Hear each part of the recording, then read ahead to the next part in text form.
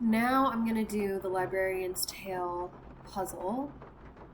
I think first you have to find Librarian's Tale on A here. Librarian's Tale.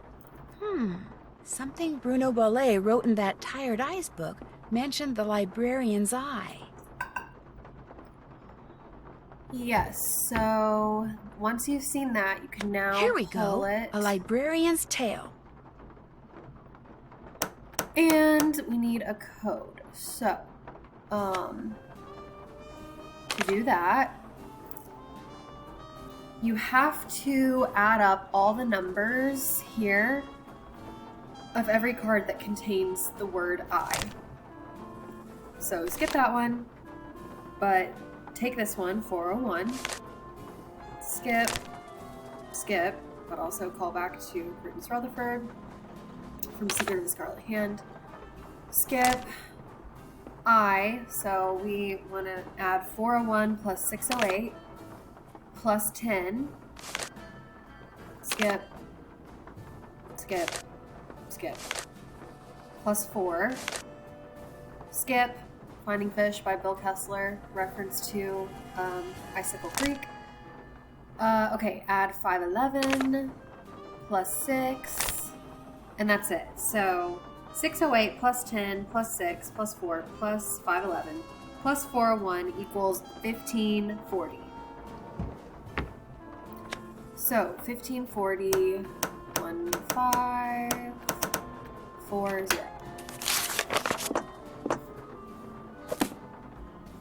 So that was one of the riddles in Bruno's book. There's a lot more to do. Let's do...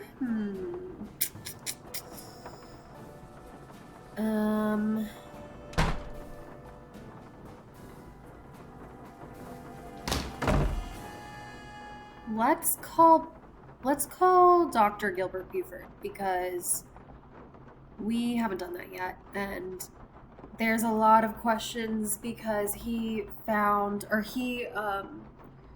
there when Dr. Gilbert Buford was there when Bruno died, and he said it was a heart attack. And also he was his friend who was in the Jolly Rogers crew with him. So let's call him.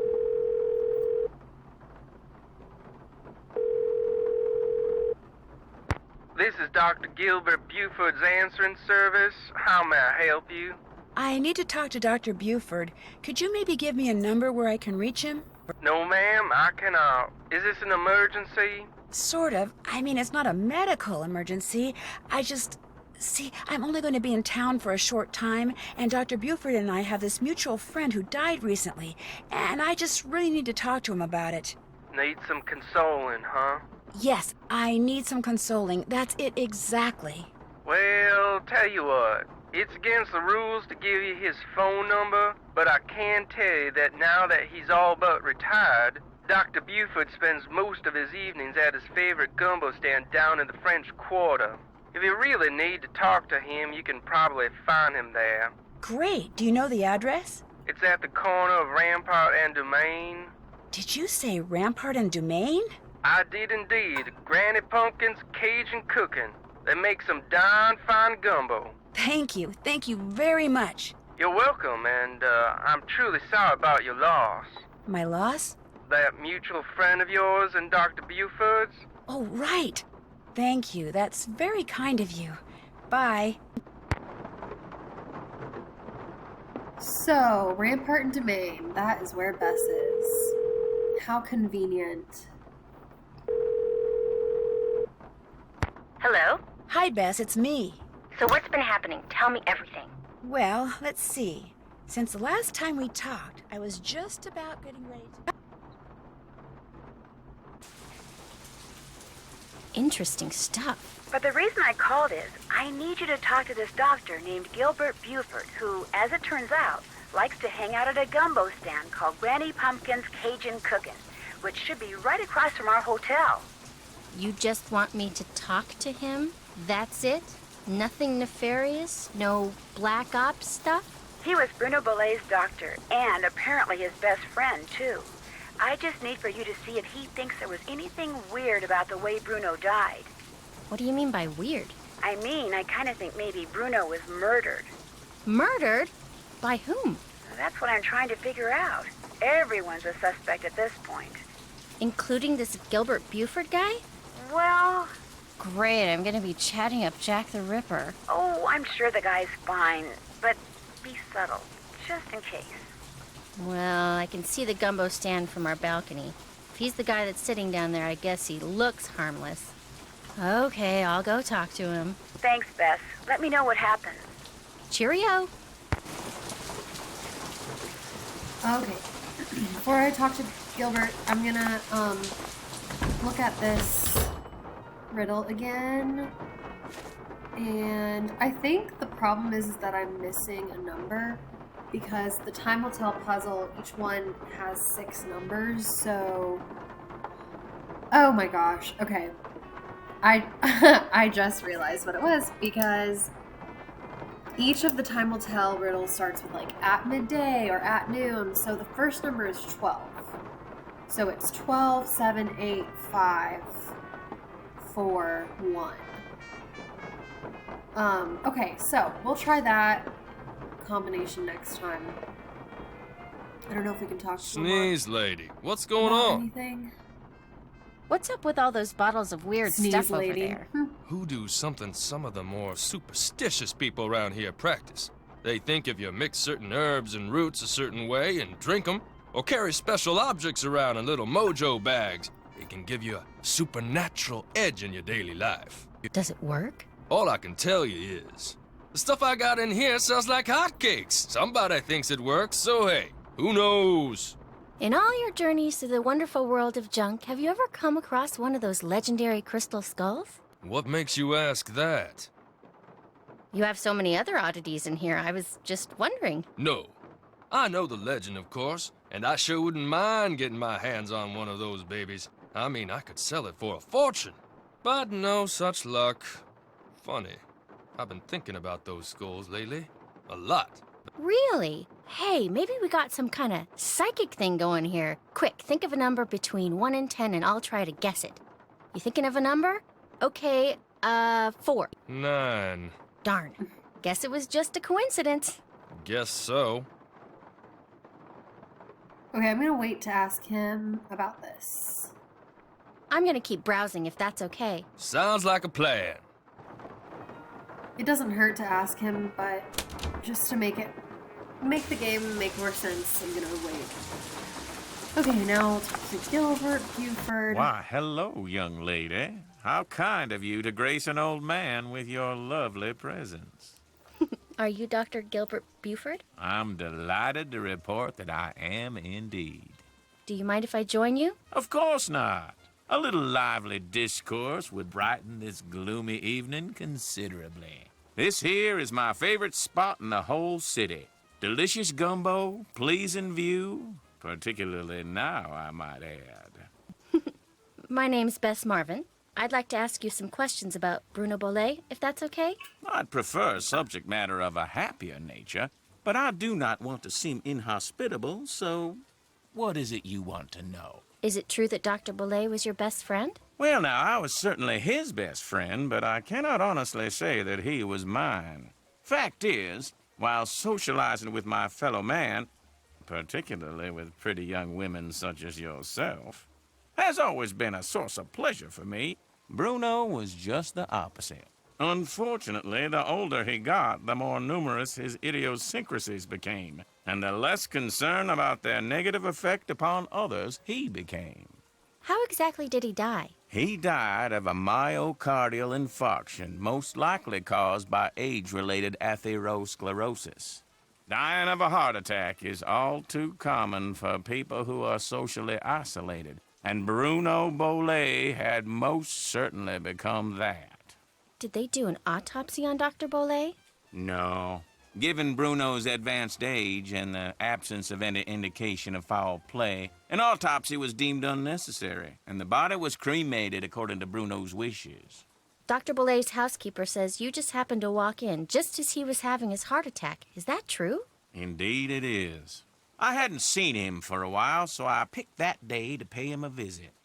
I walked up to the front door, found it unlocked as usual, opened it, and there he was, lying on the floor in obvious distress. The next thing I know, his housekeeper came running in and started shrieking and carrying on, until finally I sent her out of the room so she could summon an ambulance, and I could once again hear myself think.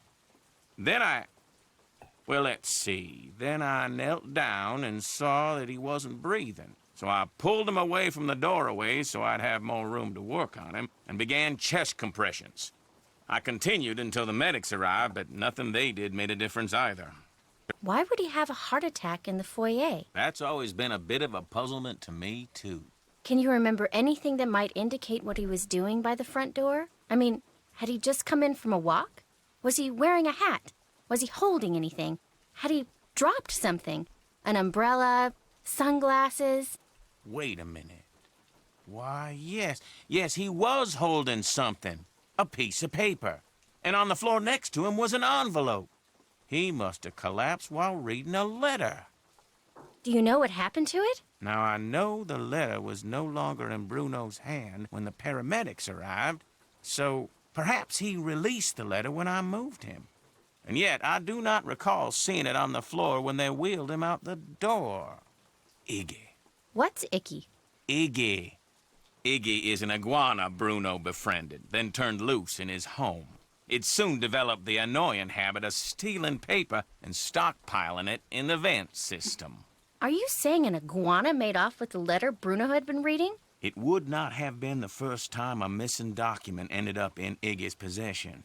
Renee would periodically call me saying the lizard had absconded with one of Bruno's prescriptions and would I please write her up a replacement. In any case, Bruno once told me he was training Iggy. Said he taught Iggy to retrieve the things it had stolen. Do you think it's possible that Renee caused Dr. Bollet's death by, say, hoarding the pills from those missing prescriptions and giving them to him all at once? No. Had he died of an overdose of the medications I had prescribed, the manner of his death would have been quite different. But he died of a heart attack. Of that, I am certain. However, I know for a fact that Renee is deeply involved in the practice of hoodoo. And as Bruno's housekeeper, she had ample opportunity to use it against my poor old friend. You mean hoodoo really works? Young lady, never, ever underestimate the power of suggestion. If a person believes in something, even on a subconscious level, fantasy can easily become fact. And who knows what rubbish Renee filled Bruno's mind with? Drink this, don't eat that. This brings good luck, that brings bad, day in and day out. Even if he said he didn't believe a word of it, who knows how much his subconscious was absorbing? He was very old and vulnerable. So could Renee have caused Bruno to have that fatal heart attack? There's not a doubt in my mind she could indeed. I hear that you're a member of the Jolly Rogers crew. Is that true? Perhaps I am, perhaps I am not. I'm sure someone as charming and attractive as yourself has her share of secrets, too. Am I right? Be that as it may, just what is a crew? Crews are organizations whose primary purpose is to put on parades during Mardi Gras. They also put on fabulous parties. Very private parties. Members only. Some consider crews to be private clubs. Secret societies is a term others have used. However, back in the 1990s, the city decided not to issue the Jolly Rogers any more parade permits, unless they opened their crew to pretty much anyone who wanted to join. So, refusing to be blackmailed, they chose instead to simply not put on parades anymore. As far as the city is concerned, the Jolly Rogers no longer exist. Was Bruno Bollet a Jolly Roger too? Perhaps. Perhaps not. Did Dr. Bollet ever say anything to you about owning a crystal skull? Why, yes. Yes, he did. In fact, he showed it to me once. Said it had magical powers. Said owning it was going to allow him to live forever. I thought it was utter nonsense and told him so. Well, he didn't appreciate that at all. Refused to talk to me for a full 2 weeks. What'd the skull look like? It was quite beautiful, actually. Life-size, perfect in form and clarity, like a diamond almost. Tell me, Miss Bess, what do you know about that crystal skull? This friend of mine, who is also a friend of Henry Boulay, you know, Dr. Boulay's great-nephew. Anyway, while she was visiting Henry, she saw this book in Bruno's library about the legendary crystal skulls and was kind of intrigued and thought that since Henry said that you were pretty much Bruno's only friend, maybe Bruno had said something to you about it, and as it turns out, he had. That's all I know. I see. Beth. Well, much as I'd like to believe that skull holds the key to immortality, I'm afraid Bruno's passing proves it's worthless. Although it would make an attractive paperweight, as I recall. Tell your friend not to give it another thought. I've bugged you enough. Feel free to drop by any time. So, Dr. Gilbert Buford knew about the skull. Suspicious, and now he's gone. I'm gonna get some gumbo. Evening. What can I do for you? A bowl of gumbo, please. There you go. Put some hot sauce on it. Talk about spicy. And now we can call Nancy.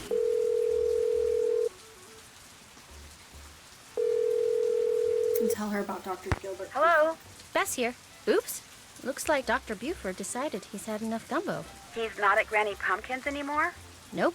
But here's what else I've learned since I talked to you last. And that's all she wrote. Excellent. Thanks for the report. Stay in touch. See ya. Let's talk to Ned about Henry's woman problems. Hey, Nancy. How's it going? Pretty good. Meaning, I think Henry still misses his parents. A lot. what makes you say that? I saw him out in the cemetery by what I think is their crypt. He seemed pretty upset. I'm not surprised. I get the feeling that what Henry looks like on the outside is just the opposite of what he looks like on the inside. Are you familiar with the legend of the so-called crystal skulls? Is that where aliens supposedly scattered a bunch of perfectly formed crystal skulls all around the world like thousands of years ago? And all the skulls have different magical powers? Something like that, yeah.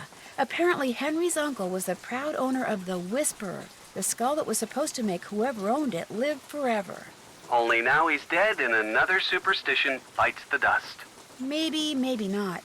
See, this book I found in Bruno's library said no one who has owned the Whisperer has ever died of natural causes. So how did they die? They were all murdered. Come on, you don't believe that crystal skull stuff is true, do you? I'm not sure what I believe yet. But right now, what I think doesn't matter. The people who knew Bruno had the skull, if one of them believed in the Whisperer's power, they may have figured the only way they'd ever be rid of Bruno was to cause his death. But didn't he die of a stroke or something? Heart attack. Well, there you go. Natural causes. Heart attacks can be induced. You've been watching too many of those forensic detective shows. That may be, but what's really interesting is the skull is missing. That is interesting. And I'll bet you anything that's what my bony friend in the red ascot was looking for. Does Henry know where the skull is? He doesn't know anything about it. At least that's what he says. But if that skull is still around here, I intend to find it. I kind of figured that. Henry confessed that he sold off some of Bruno's things because he needed money to keep his girlfriend Summer happy. She's high maintenance, huh? Extremely. You're so lucky. Hey, don't I know it. Think he sold off the crystal skull? I don't think so, no. He acts like he's never heard of the crystal skull. And so the search goes on. Bruno Boulay's doctor, Gilbert Buford, was apparently Bruno's best friend as well. Think Bruno told him about the skull? Yes, in fact, Dr. Buford told Bess that Bruno showed it to him once. But apparently he told Bruno the skull was bogus, and Bruno got a little ticked off. Never showed it to him again. Well, when it comes to murdering someone and making it look like a heart attack, a doctor's got to be right up there when it comes to suspects. Don't worry, I've been thinking the same thing. So what else is going on? In order to find that crystal skull, it looks like I'm going to have to find all of Bruno's glass eyes. Bruno wore a glass eye? He wore a lot of glass eyes. Not all at once, of course, but from this box I found in his study, it looks like he had at least 25. What makes you think finding them will lead you to the skull? Something Bruno said to Professor Hotchkiss, whom I've met before, by the way, in Wisconsin. Did I ever tell you about her? Why does that name bring Boots to mind? Boots and cheese. Anyway, it turns out she's an expert on the crystal skulls. So Bruno called her once, and when she asked him if he knew where the skull called the Whisperer was, he said, "The eyes have it." He meant eyes with an E instead of an A. Right. Did he lose all these eyes or hide them on purpose? I'm pretty sure he hid them on purpose. And I thought Henry was weird. That's about it. Great hearing from you. Keep it up. I will. Talk to you soon. You'd better. Bye.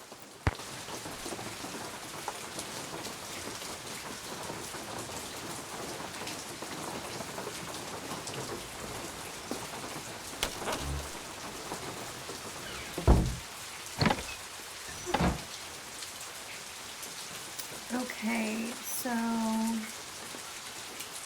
gonna look. Oh, we took the book with us. Okay, so I think next, next let's put in the code or the string of words from Renee's wall. So ba, saw, Lou, pa, e, nu, ka. Pa, sa, lu, pa, di, mu, pa. So we take this eye and get a coin and a scavenger hunt. So the coin we want to use on this gumball machine, and it will give us an eye.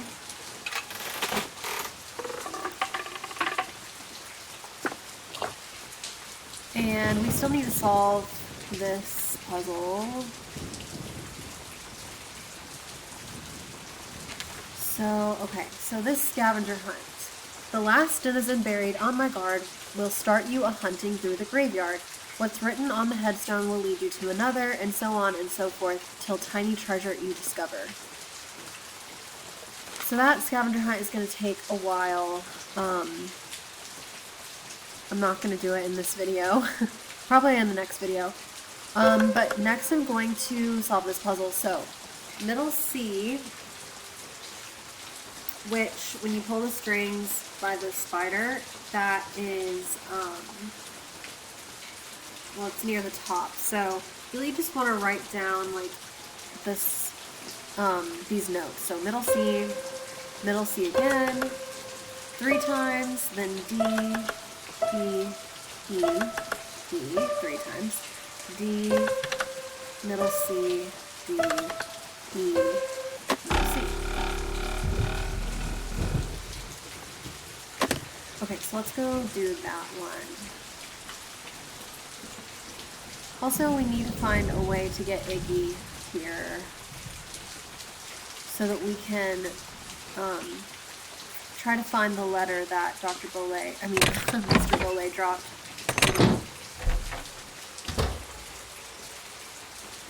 Before he died. Okay. What am I doing? Oh yeah, spider puzzle.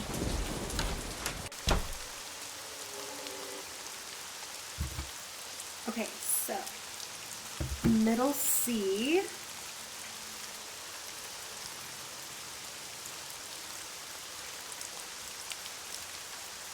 Which I think is this one? Yeah. So that 3 times. Then, D, E, 3 times. D,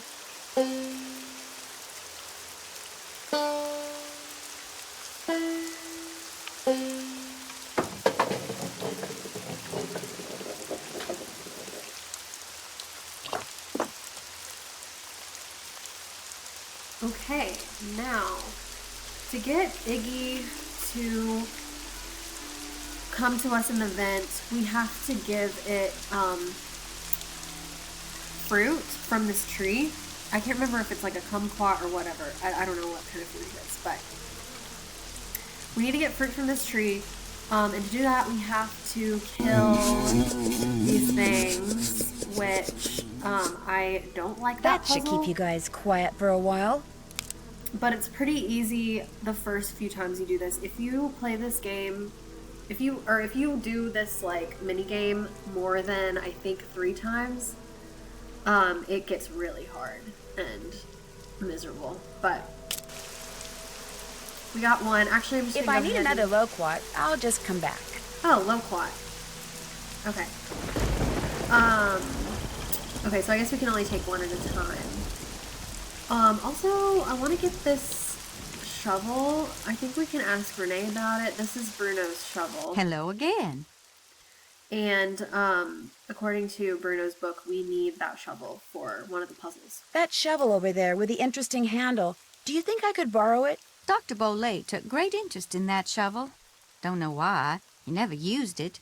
Just like to see it hanging there. Me, I use it to dig up roots. I could dig you up some roots. Right now, I need mushrooms. I was hoping to get 'em picked tonight, but from the looks of all this potting I still have to do... I'd be happy to pick them for you. Why, what a generous offer. All right, then. I need 5 painted conchs. They're mushrooms that have got a short, fat stem and a large bell-shaped cap covered with big red dots. You might find 1 or 2 here in the garden, but you'll have better luck in the boggy part of the cemetery. You get me 5, no more, no less, and I'll let you borrow that shovel. Deal. You can put 'em in this bag. How else may I be of service to you? I'll leave you to your potting. Thanks for coming by. Okay, first I'm gonna get all of the ones in the garden.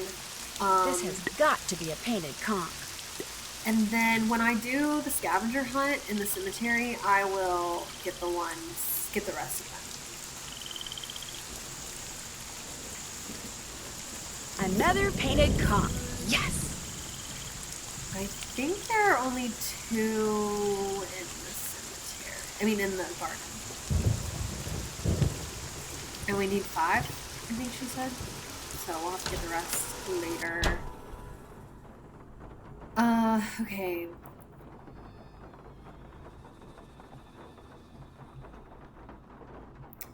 Okay. Let's do the time will tell puzzle. So, okay. Where's the book? Where's the book? Okay, time will tell. So, yes. I was right. So, all of these start with midday or like at high noon. So, at exactly midday, 12 is always the first number. The teacher said to his class, "What time will it be when 3 hours have passed?" So that's 3. 3 is the second number. Let's pretend it's that time and move ahead 2 hours more. 5. And from there, let's say it's 9 hours before. 8. It's 6 hours before then. Oh, if 6 hours before then we'd made note of the time, what time would it be if we'd moved ahead 9? Okay, so that was 2 and then 11. His students wrote down all 6 numbers, then went back to their daydreams of things big and small. So, 12, 3, 5, 8, 2, and 11.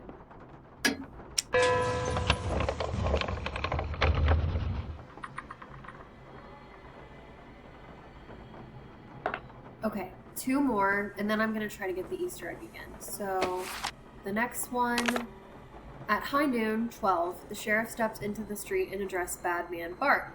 5 hours ago, I told you to leave town, and you swore you'd be gone in 3. So that's 7, and then 10. There a reason why you're still here?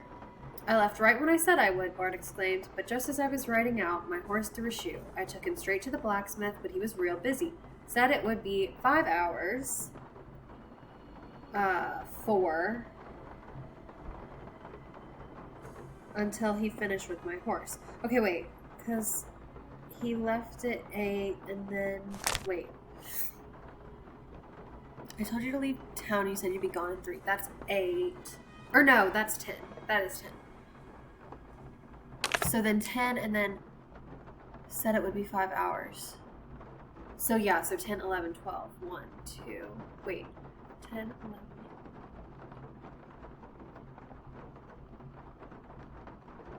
I feel like that's supposed to be 3. 11, 12, 1, 2, 3. 5 hours. Okay, this one's a little harder. Let's start over. At high noon, the sheriff stepped into the street and addressed Batman Bart. 5 hours ago. So 12 minus 5 is 7. Ah, yes, I'm right. Okay. 12 and then 7 and then 10 and then 3. Because it's 5 hours from 10, which is 3 p.m. Okay, so far we have 12, 7, 10, 3. Better tell him to get a move on, the sheriff drawled, because 2 hours from now, which 2 hours from 12 is 2. If you're still here, you're going to be real sorry, understand? Bart understood. He went back to the blacksmith and an hour later was on his way out of town. So that's an hour from 12. So yeah, that one is tricky because you have to count some of them from 12. But that one is 12, 7, 10, 3, 2, 1. 12, 7, 10, 3, 2, 1.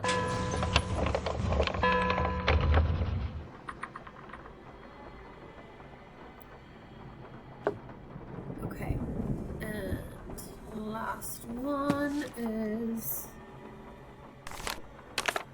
Part 3. It was midnight, 12, on a dark and stormy night. Only 4 hours before, 8, I had seen my dear friend Hollis, who informed me he was leaving for the court of the Star Chamber in a mere 2 hours. 2 hours from 8 is 10, and feared he would never return. I realized that 6 hours after he was to enter the chamber, so that's 4, because that's 6 hours after 10. Yeah, 4. I was to surrender myself to Count Blackburn. I had no way of knowing whether, after the usual 5 hours of interrogation, 9, I would be able to keep my rendezvous with Lucretia 2 hours later, 11. Would the Count let me leave, or would he imprison me forever? I was terrified. Okay, 12, 8, 10, 4,